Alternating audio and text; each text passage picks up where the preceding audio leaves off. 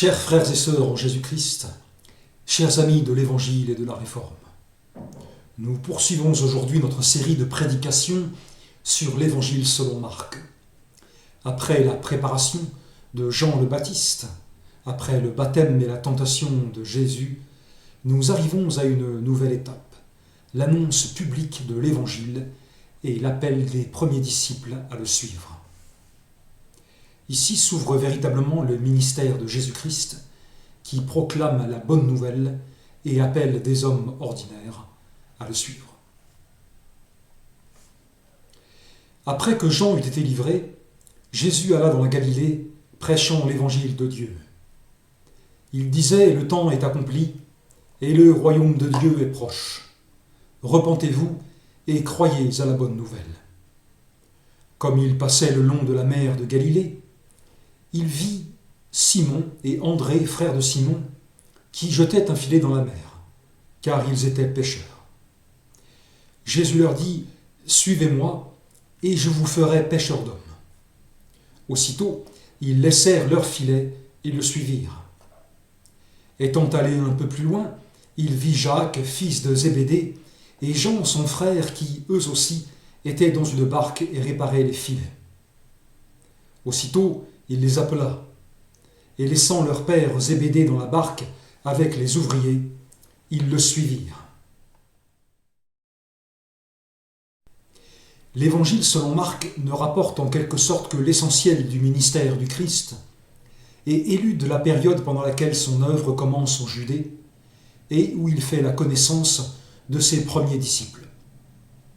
Notre texte reprend donc l'Évangile alors que Jean vient d'être livré à Hérode Antipas parce qu'il lui faisait des reproches sur sa conduite.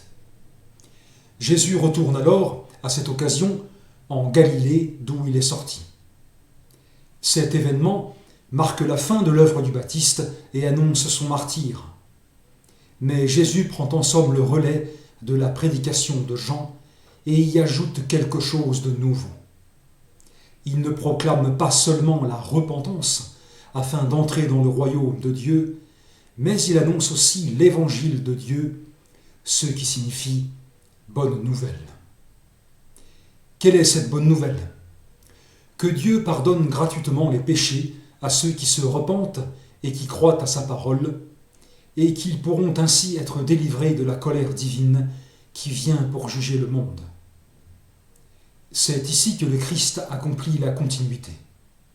Jean a appelé à la repentance, Jésus ajoute « Croyez à la bonne nouvelle ».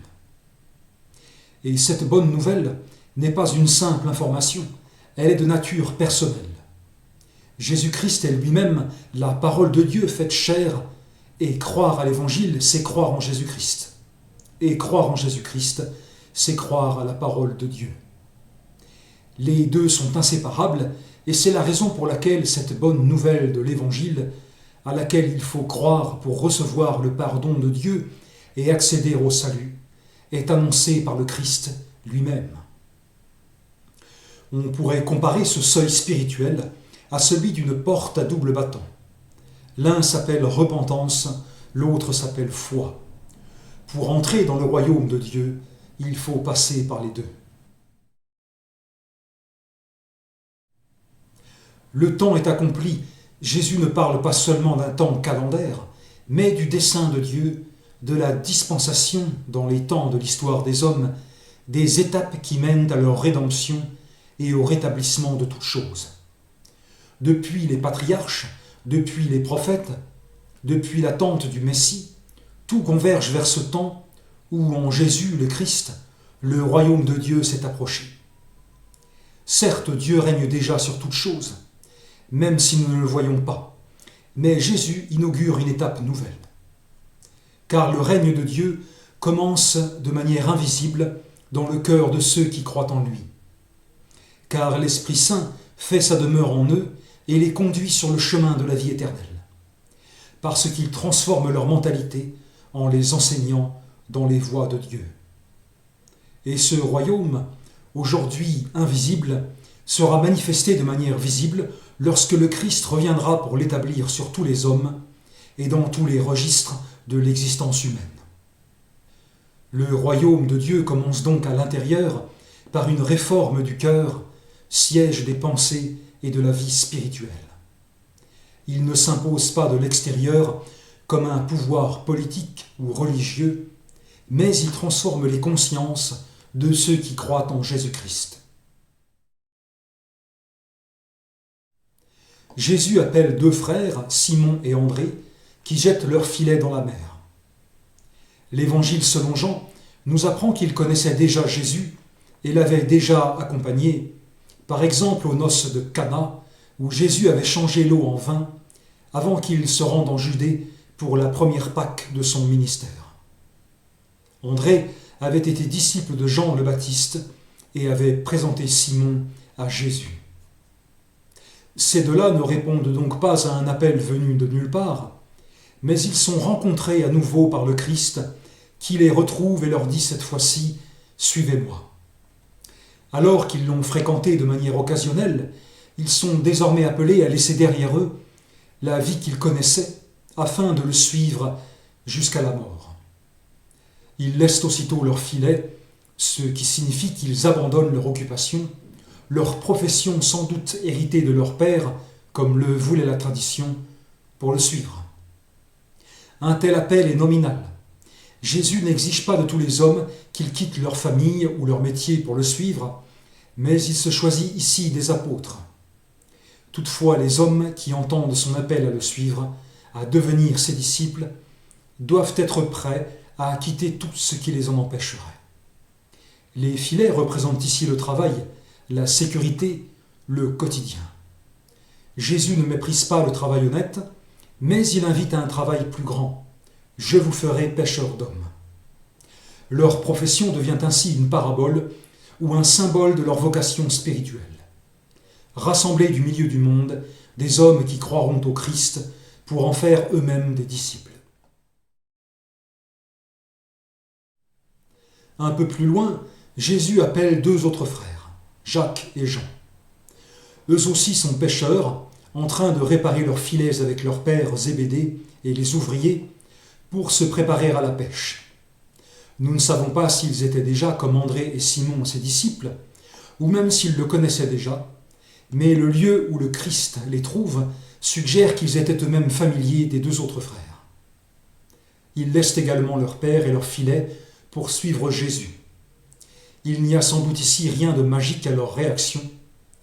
D'une manière ou d'une autre, ils connaissaient le Christ et répondent à la même vocation. Car l'Esprit de Dieu, qui éclaire et appelle les hommes, est, à n'en pas douter ici aussi, à l'œuvre pour les convaincre. Cela souligne que l'appel du Christ surpasse même les liens familiaux et les convenances sociales. Leur père n'est pas laissé à l'abandon. Il a des ouvriers dont la présence montre que l'entreprise familiale était florissante. Mais Jésus montre que le royaume de Dieu prime sur tout autre engagement. Jacques et Jean, qui deviendront des compagnons de premier plan du Seigneur Jésus, doivent abandonner la promesse d'un héritage confortable et d'une carrière assurée pour s'engager dans l'inconnu avec celui qui portera l'opprobre du monde et le jugement de Dieu.